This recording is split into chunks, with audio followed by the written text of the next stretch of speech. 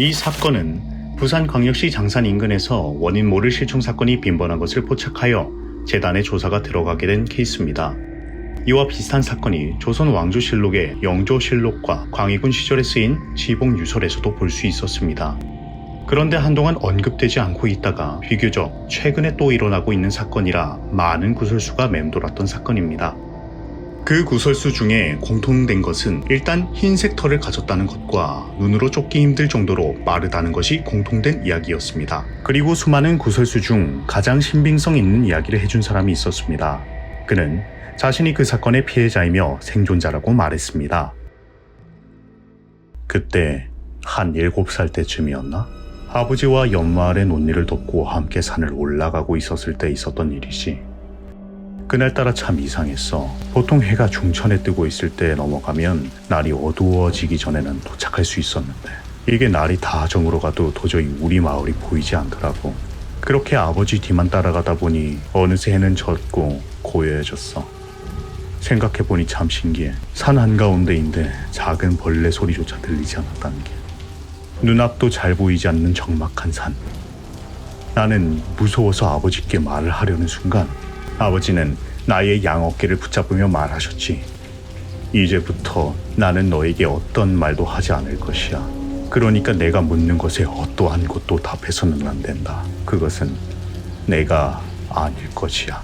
그 말을 들으니 좀 무서워야 말이지. 그렇게 침묵은 무거운 침묵이 되었고 난 더더욱 아버지의 제스처에 온 신경을 곤두세우게 되었지. 순간 아버지는 당나귀의 머리를 방향 반대 방향으로 돌리고 낫으로 당나귀 엉덩이를 그으셨지. 당나귀는 몹시 놀라하며 우리 반대 방향으로 소리를 지르며 주랭랑을 쳤지. 그와 동시에 아버지는 나를 안고 필사적으로 뛰셨어. 그런데 우리 위쪽에 있는 나무 사이에 나뭇잎과 바람을 가르는 소리가 났지. 그때 어렴풋이 봤는데 곱고 고운 흰 털이었어. 그리고 얼마 지나지 않아 찢어지는 당나귀의 울음소리가 들려왔어.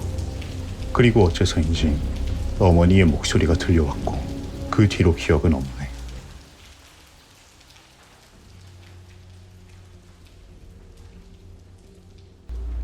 이와 같은 수많은 구설수 등을 바탕으로 재단은 가설을 만들어 보았습니다. SCP-976KO는 몸길이 3m가량의 호랑이와 닮은 사족보행 포유 형태의 비변칙 개체로 추정되고 있으며 안면부를 제외한 전신에는 30cm 길이의 흰 털로 뒤덮여 있고 안면부에는 붉은색 피부만이 노출되어 있다. 그리고 가장 특이한 것이 소리를 바탕으로 하여금 사람을 홀리는 것 같다는 것이었습니다. 일단 이에 따라 우리는 SCP-976KO의 정신조작 능력에 대비하여 최초 타격대 구속 요원들의 정신조작 저항력이 높은 인원으로 선별하여 장산을 돌아다녔습니다. 그럼에도 불구하고 최초 타격대는 인원 2명을 제외하고 전멸하였습니다. 남은 생존자의 진술로 밝혀진 추가적 내용은 이렇습니다. SCP-976KO는 일종의 텔레파시 능력을 지니고 있어 활동구역에 진입한 생명체의 존재를 감지해낼 수 있는 것으로 보여진다. 이때 SCP-976KO는 대상의 5m 이내로 이동하여 잠복한 다음 한동안 가만히 기다리며 가볍게 자기 자신의 존재를 드러낸다. 이 행동은 대상의 기억과 감정 등을 읽어내어 정신적 취약점을 탐색하는 것으로 보여진다.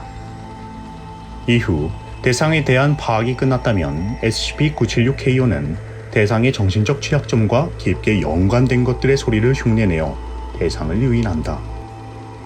그리고 모든 사건들은 밤에 일어났다. 이런 정보들을 바탕으로 재단은 실종된 요원들의 시신을 수습하였습니다. 그런데 한 가지 이상한 것이 있었습니다. 하인은 전부 아사였습니다. 아사라, 분명 SCP-976KO를 묘사하기로는 호랑이와 닮은 사족보행 포유류로 추정하고 있었습니다. 그렇다면 적어도 맹수의 발톱이나 이빨 등에 생긴 상처들이 적게라도 보여지는 것이 정상일 텐데 말입니다. 요원 외에도 수많은 백골들이 있었습니다. 회수된 시신의 손상도를 보면 하나부터 10까지 단순히 넘어져서도 생길 수 있는 타박상밖에 없었습니다. 여기서 재단은 다른 가설을 제시하였습니다. SCP-976KO는 혹시 생명체가 아니라 그 환경, 공간 자체이지 않을까라고 말입니다. 우리 재단은 앞전 타격대와 최초로 교신이 끊긴 장소를 민간인 통제구역으로 제한하였습니다. 그리고 작은 기지를 건설하여 통제 및 관리를 하였습니다. 그들에게서 온 보고서를 보면 SCP로 여겨지는 사건들도 일어나지 않았고 모두 순조롭게 잘 관리가 되고 있는 듯 하였습니다. 하지만 그 기지로 파견간 인원들은 아니라고 말하였습니다.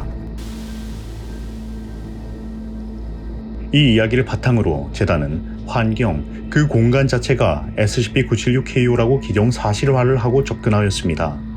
장산과 똑같은 환경으로 DMZ에 조성을 하였습니다. 그 후 임시기지를 건설하여 통제와 관리를 하기 시작하였습니다. 그리고 이번에도 마찬가지로 파견을 여러 번 했는데 전과 마찬가지로 DMZ에 보내는 보고서에는 아무런 이상이 없다고 하지만 파견을 다녀온 인원은 이질적인 느낌을 느꼈다라고 이야기를 했습니다. 그리고 전과 마찬가지로 백송에 관한 이야기도 말이죠. 그런데 재단은 장산에 있는 백송의 씨앗을 DMZ뿐만 아니라 재단 내에서도 심어 알리 감독을 하였습니다. 여기서 재단은 정신조작 저항력과 청각적인 능력이 소실된 인원들로 구성하여 관리 감독을 하였습니다. 하지만 재단 내에서 별다른 보고를 받지는 못했습니다. 하지만 장산과 모든 기후, 습도, 온도, 방향, 토양과 동일한 조건으로 맞추고 관리한 DMZ의 임시기지에서는 흑이 증상이 일어났죠.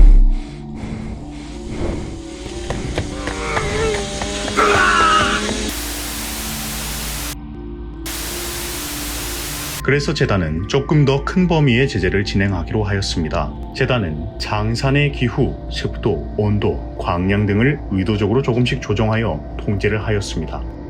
그 다음날에 백송이 잘려 있었습니다.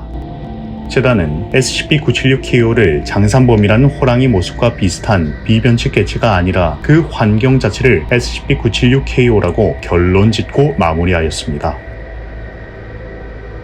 그런데 아직까지 밝혀내지 못한 것은 왜 그런 환경이 조성되면 하얀 호랑이가 나오는지 밝혀내지는 못했습니다.